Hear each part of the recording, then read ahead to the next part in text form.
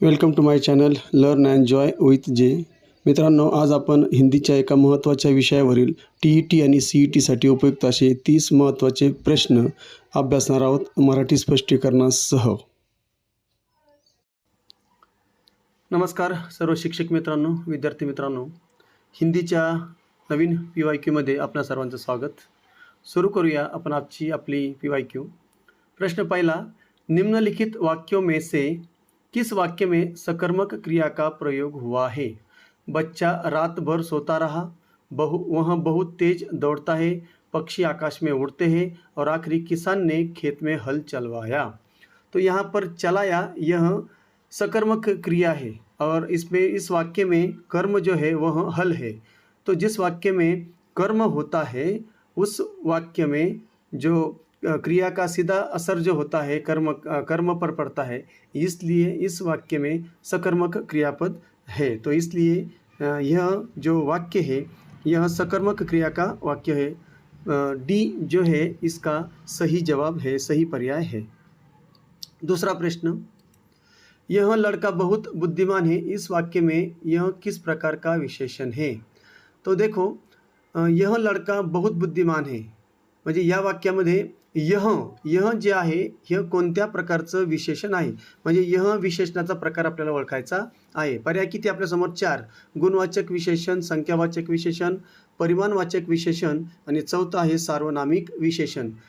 तो हम यहाँ पर देखते हैं यह म्हणजे यह जो शब्द आहे तो या ठिकाणी एक सर्वनाम आहे, म्हणून या ठिकाणी सार्वनामिक विशेषण हे या प्रश्नाचं योग्य उत्तर होणार आहे.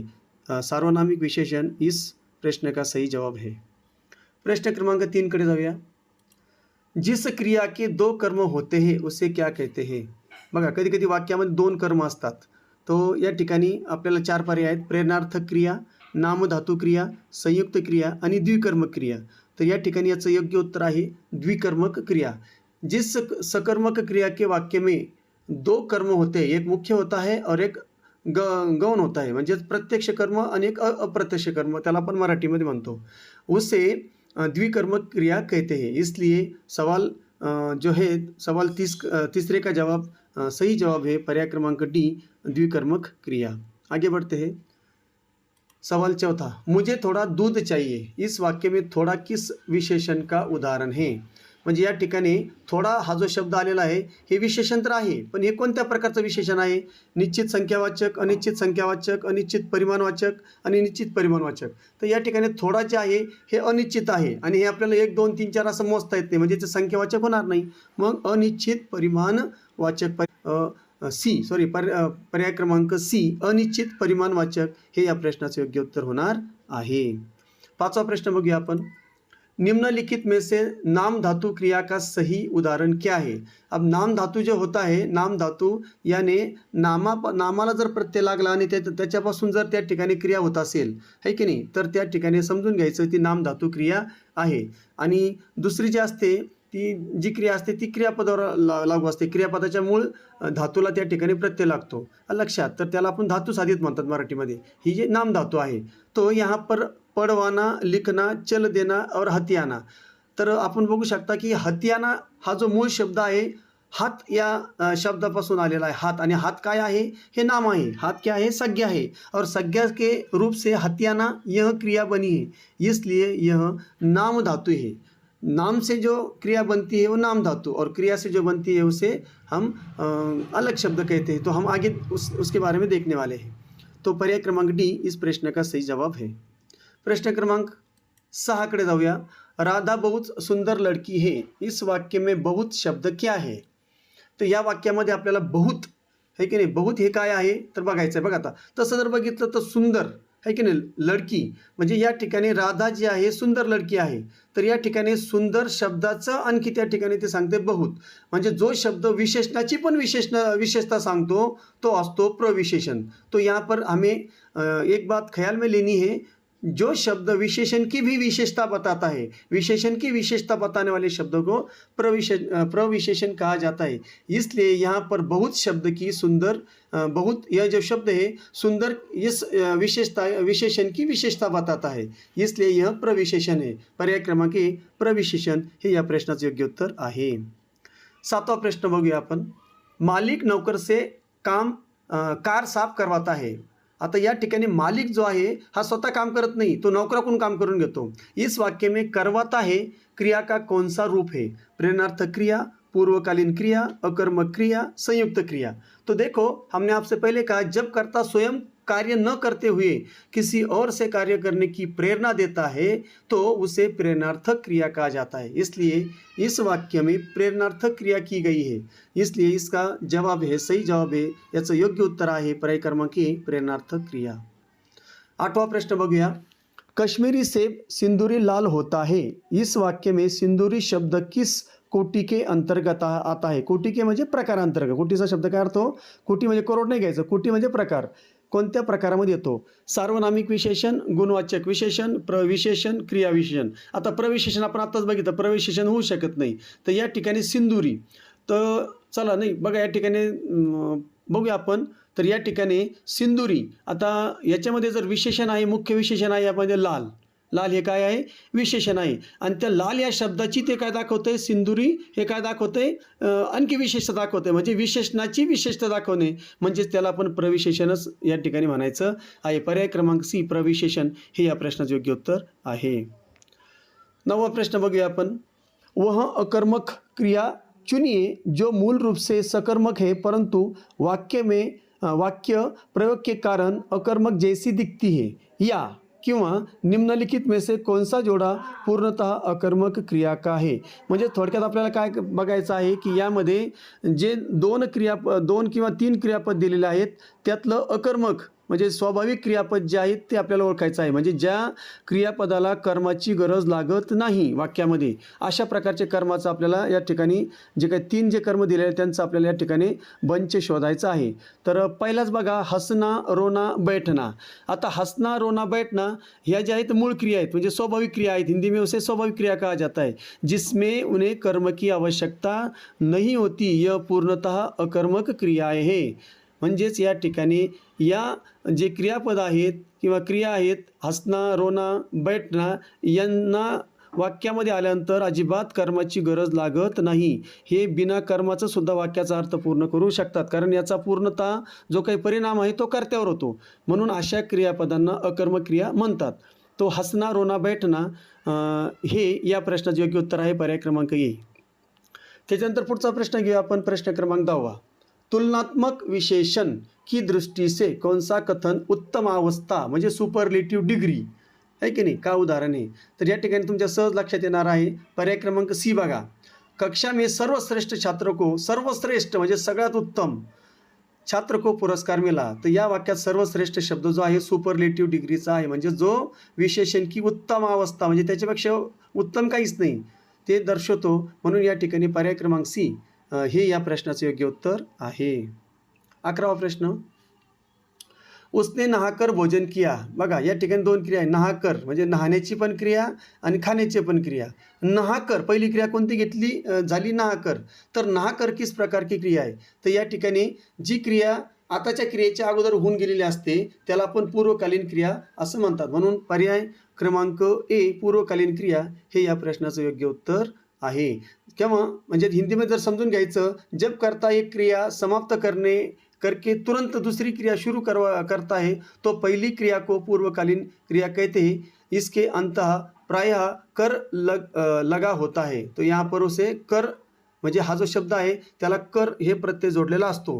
म्हणजे अगोदरची जी क्रिया घडलेली असते तिला कर हा प्रत्यय नेहमी लागून आलेला असतो. चला, म्हणजे या प्रश्नाचं उत्तर आहे पर्याय क्रमांक ए. 12वा प्रश्न बघूया. ऋषि शब्द से कौन सा विशेषण बनेगा? ऋषितुल्य, आर्ष, ऋषिकल्प, ऋषिवत. तर या ठिकाणी जर बघितलं तर ऋषितुल्य हे एक आपण उपमा दिलेली आहे त्यामुळे ते होऊ शकत नाही. आर्ष बघा, आर्ष या शब्दाकडे लक्ष द्या. या ठिकाणी ऋषी जी नाम आहे, ऋषी जे नाम आहे ते त्या शब्दापासून शुद्ध व्याकरणिक जो विशेषण आहे म्हणजे ऋषी शब्दाला विशेषण लावताना आर्ष तयार होतं. काय होतं? आर्ष. जसे आर्ष ग्रंथ आहे की नाही, तसं या ठिकाणी आर्ष म्हणजे ऋषी शब्दाला जर विशेषण लावायचं असेल तर आर्ष या शब्दाचा हिंदीमध्ये वापर होतो. म्हणून पर्याय क्रमांक बी, आर्ष हे या शब्दाचं योग्य उत्तर आहे. 13वा प्रश्न बघूया आपण. मुख्य क्रिया के अर्थ को स्पष्ट करने वाली क्रिया क्या कहलाती है? आता या ठिकाणी मुख्य क्रिया जी असते, उदाहरणार्थ जर बघितलं आपण ना रहा है, खा रहा है, म्हणजे या ठिकाणी जर बघितलं तुम्ही तर त्या ठिकाणी त्या मुख्य क्रियाला स्पष्ट करण्यासाठी एक मदत करण्यासाठी, सहाय्य म्हणजे मदत करण्यासाठी एक क्रिया आली असते, म्हणून त्या ठिकाणी त्याला सहाय्यक क्रिया असं म्हणतात. म्हणून प्रश्न क्रमांक 13चं जे योग्य उत्तर आहे बी, सहाय्यक क्रिया, हे त्याचं योग्य उत्तर होणार आहे. 14वा प्रश्न बघूया आपण. बाजार से 4 किलो शक्कर ले आना, इस वाक्य में 4 किलो किस विशेषण का उदाहरण है? आता बघा 4 किलो, 4 तर हे संख्यावाचक आहे, पण या ठिकाणी पुढं जे आहे शक्कर, शक्कर शब्द म्हणजे शक्कर म्हणजे साखर. आता साखर जी आहे ती आपण मोजू शकतो, म्हणजे त्याला फक्त मोजू शकतो, नापतोल करू शकतो तिचं, पण 1, 2, 3 असं मोजू शकत नाही, म्हणजे संख्यावाचक तर होणार नाही. मग या ठिकाणी आता त्या जे 4 किलो तर निश्चित आहे, पण निश्चित संख्यावाचक वाचक की निश्चित परिमाणवाचक? तर या ठिकाणी निश्चित परिमाणवाचक होणार आहे, कारण आपल्याला शक्कर जी आहे निश्चित त्याला आपण काय करू शकतो, फक्त 1 किलो 2 किलो असं मोजू शकतो, पण 1, 2, 3 असं मोजू शकतो का? नाही. म्हणून निश्चित परिमाणवाचक विशेषण आहे, पर्याय क्रमांक डी. 15वा प्रश्न बघा. निम्नलिखित वाक्यों में से किसमें अकर्मक क्रिया है? शिशु सो रहा है, राम ने आम खाया, वह पुस्तक पढ़ता है, गोपाल पाणी पी रहा है. मग बघतो गोपाल पाणी, याच्यामध्ये पाणी कर्म आलं, वह पुस्तक, पुस्तक कर्म आलं, राम ने आम, आम हे कर्म आलं, शिशु सो रहा है, बघा सो रहा है म्हणजे सोना ही जी क्रिया आहे ही अकर्मक क्रिया आहे, म्हणजे हिला आपल्याला कर्माची गरज पडत नाही. याचा डायरेक्ट परिणाम कोणावर होतो? शिशुवर होतो, म्हणजे कर्त्यावर होतो. म्हणून पर्याय क्रमांक ए, शिशु सो रहा है, हे या प्रश्नाचे योग्य उत्तर आहे. 16वा प्रश्न बघा. बुद्धिमान शब्द व्याकरण की दृष्टि से किस संवर्ग में आता है? बघा बुद्धिमान, आता बुद्धिमान हे काय आहे? एक प्रकारचं विशेषण आहे की नाही? बुद्धिमान मानव, बुद्धिमान रमेश, म्हणजे या ठिकाणी आपण काय करतो, एखाद्या व्यक्तीबद्दल विशेष माहिती सांगताना त्याला विशेषण म्हणून ते वापरतो, म्हणून या ठिकाणी बुद्धिमान हे काय आहे? विशेषण आहे. पर्याय क्रमांक डी हे या प्रश्नाचं योग्य उत्तर आहे. 17वा प्रश्न बघूया आपण. प्रश्न क्रमांक 17. सकर्मक क्रिया का चयन कीजिए, म्हणजे खाली दिलेल्या वाक्यातून आपल्याला आता सकर्मक बघा, पिघलना, लेटना, छींकना और तड़पाना. आता पिघलना, सोना पिघलता है, बघा या ठिकाणी म्हणजे वाक्य पूर्ण होतं, म्हणजे या ठिकाणी पिघलना ही अकर्मक क्रिया आहे, स्वाभाविक क्रिया आहे. लेटना, रमेश लेट गया, बघा म्हणजे झोपला, तर या ठिकाणी ते सुद्धा अकर्मक क्रिया आहे. छिंकना, उसने छिका, वाक्य पूर्ण झालं, म्हणजे छिंकना, लेटना, पिघलना ह्या सर्व स्वाभाविक क्रिया आहे, मूळ क्रिया आहेत, म्हणजे याला अकर्मक क्रिया असं आपण म्हणू शकतो. पण तडपाना म्हणजे आपण दुसऱ्याला तडपवतो, लक्षात ठेवा. तडपाना ही सकर्मक क्रिया आहे. तडपाना हे वाक्य क्रिया वापरताना आपल्याला कर्माची गरज लागते, म्हणून हे सकर्मक क्रिया आहे. पर्याय क्रमांक डी, तडपाना हे या प्रश्नाचे योग्य उत्तर आहे. 18वा प्रश्न बघूया आपण. दूसरा शब्द कौन सा संख्यावाचक विशेषण का भेद है? दुसरा, पहिला, दुसरा, तिसरा क्रमवाचक आहे की नाही? म्हणून या ठिकाणी 1 नंबरचंच जे पर्याय आहे क्रमवाचक, हेच या प्रश्नाचे योग्य उत्तर होणार आहे. 19वां प्रश्न बघा. जब क्रिया का रूप कर्ता के लिंग और वचन के अनुसार न बदलकर कर्म के अनुसार बदलता है तो उसे क्या कहते हैं? संयुक्त क्रिया तर होणार नाही, कृदंत नाही होणार, सकर्मक क्रिया किंवा कर्मवाच्य क्रिया असं होणार आहे. म्हणून पर्याय क्रमांक सी हे या प्रश्नाचे योग्य उत्तर आहे. चला 20वा प्रश्न बघूया. निम्नलिखित में से कौन सा शब्द विशेषण नहीं है? उत्कृष्ट, विषाद, निकृष्ट आणि दृष्ट. तर या ठिकाणी तुम्ही जर बघितलं उत्कृष्ट हे विशेषण आहे, निकृष्ट हे सुद्धा विशेषण, कारण ते गुण दाखवतं, आणि दृष्ट तर या ठिकाणी दृष्ट जे आहे ते सुद्धा काय एक विशेषण आहे, म्हणजे काय धीट जो आहे, धीट एखादा साहसी असतो किंवा धीट असतो त्याला दृष्ट म्हणतात. पण विषाद जे आहे, विषाद हे एक प्रकारचं भाववाचक नाम आहे, त्याचा अर्थ दुःख असा होतो. म्हणून या ठिकाणी बी हे या प्रश्नाचं योग्य उत्तर आहे, कारण ते काय आहे? विशेषण नाही आहे, आणि आपल्याला काय विशेषण नाही विचारले, म्हणून या ठिकाणी पर्याय क्रमांक बी हे या प्रश्नाचा योग्य पर्याय आहे. त्यानंतर आपण 21कडे जाऊया. वह चिड़िया को दाना चुगा रहा है, बघा चुगा रहा है, वह चिड़िया को दाना चुगा रहा है, इस वाक्य में चुगा रहा है किस प्रकार की क्रिया है? चुगा रहा है, तर या ठिकाणी यह चुगना मूल क्रिया का प्रेरणार्थक रूप है, म्हणजे या ठिकाणी जहाँ कर्ता स्वयं न करते हुए अप्रत्यक्ष रूप से कार्य करवा रहा है, म्हणजे ही क्रिया दुसऱ्याकडून करून घेतली जात आहे. चुगवा रहा है, व चिड़िया को दाना चुगवा रहा है, दुसऱ्याकडून ते कार्य करून घेतोय, म्हणून या ठिकाणी ही प्रेरणार्थ क्रिया आहे, त्याला आपण प्रथम प्रेरणार्थ क्रिया असं म्हणणार आहोत. पर्याय क्रमांक ए प्रथम प्रेरणार्थक हेच या प्रश्नाचे योग्य उत्तर आहे. चला 22वा प्रश्न बघूया.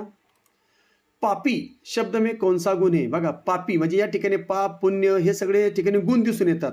म्हणजे या ठिकाणी गुणवाचक विशेषण आहे. म्हणून पर्याय क्रमांक डी गुणवाचक विशेषण हे या प्रश्नाचे योग्य उत्तर आहे. 23वा प्रश्न बघूया आपण. निम्नलिखित वाक्यों में से किस वाक्य में सकर्मक क्रिया का सही प्रयोग नहीं हुआ है या वह अकर्मक क्रिया आहे. आता आपल्याला अकर्मक क्रिया शोधायची. अकर्मक म्हणजे ज्या क्रियापदाला कर्माची गरजच नसते, जे स्वाभाविक असतं. चला, सुधांशु पत्र लिख रहा है, याच्यामध्ये पत्र कर्म आलं. ओके. आलोक गाडी चलाता है, गाडी हे कर्म आलं. ओके. त्यानंतर रमेशने एक नया मकान खरीदा, तर या ठिकाणी एक नया मकान म्हणजे या ठिकाणी जर बघितलं तुम्ही तर कर्म आलेला आहे, मकान आहे की नाही. आणि विपिन सदा सोता रहता है. बघा, सोना यह काय आहे या ठिकाणी, सोना आहे की नाही. तर या ठिकाणी सदा हे फक्त कसं त्या ठिकाणी क्रिया होते ते दाखवलेलं आहे. तर या ठिकाणी कर्म नाही, म्हणजेच काय, पर्याय क्रमांक डी हे अकर्मक क्रियाचं उदाहरण आहे. पर्याय क्रमांक डी हेच या प्रश्नाचे योग्य उत्तर आहे. प्रश्न 24 बघा. समुद्रगुप्त भारत का नेपोलियन था. इस वाक्य में नेपोलियन किस प्रकार की संज्ञा है और यदि इसका विशेषण बनाना हो तो क्या बनेगा. प्रश्न का मुख्य भाग, नेपोलियन जैसी संज्ञाओं का प्रयोग जब विशेषण की तरह किया जाएगा तो वो क्या कहलाता है. तर या ठिकाणी बघा, नेपोलियन हे जर विशेष नाम आहे, परंतु या ठिकाणी ही दुसऱ्या व्यक्तीला ही विशेष नामाची पदवी देण्यात आलेली आहे किंवा त्याला उपमा देण्यात आलेली आहे. मग जेव्हा अशा प्रकारे केलं जातं तेव्हा ते व्यक्तिवाचक का जातीवाचक रूप, म्हणजे व्यक्तिवाचक संज्ञा होती ती, पण त्याचं जातीवाचक रूप बनलं. म्हणून पर्याय क्रमांक ए व्यक्तिवाचक संज्ञा का जातीवाचक रूप हे या ठिकाणी योग्य उत्तर आहे किंवा योग्य पर्याय आहे. पर्याय क्रमांक ए. त्यानंतर 25वा प्रश्न बघा.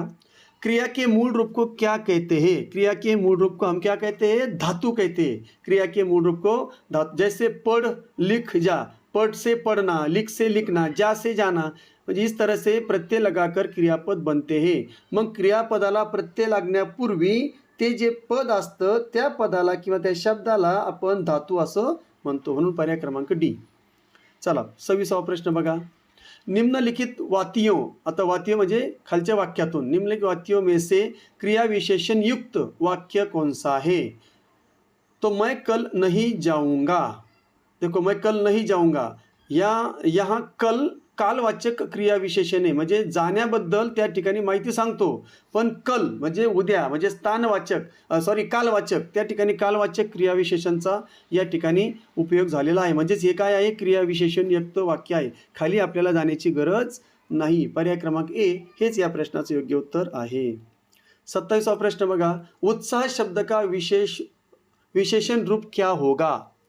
उत्साह शब्द का विशेषण रूप क्या होगा. आता उत्साहापासून त्याचं विशेषण बनवायचं. बघा, उत्साहाचं उत्साही हे आहे का नाही, विशेषण बनलं. उत्साह शब्द ह्या भाववाचक शब्द आहे उत्साह, आणि त्याच्यापासून उत्साही जो शब्द आहे तो विशेषण बनतो. जैसे उत्साही छात्र, उत्साही इंसान, उत्साही छात्रा किंवा उत्साही बच्चा. तर अशा प्रकारे या ठिकाणी उत्साही हे विशेषण बनतं. म्हणून पर्याय क्रमांक ए उत्साही हे या प्रश्नाचे योग्य उत्तर होईल.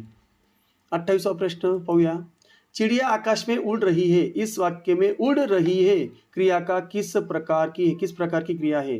तर बघा, या ठिकाणी आकाश में उड़ रही है. आता आकाश हे काही कर्म नाही, है की नाही, म्हणजे उडण्याची फक्त क्रिया कोठे होते ते दाखवते.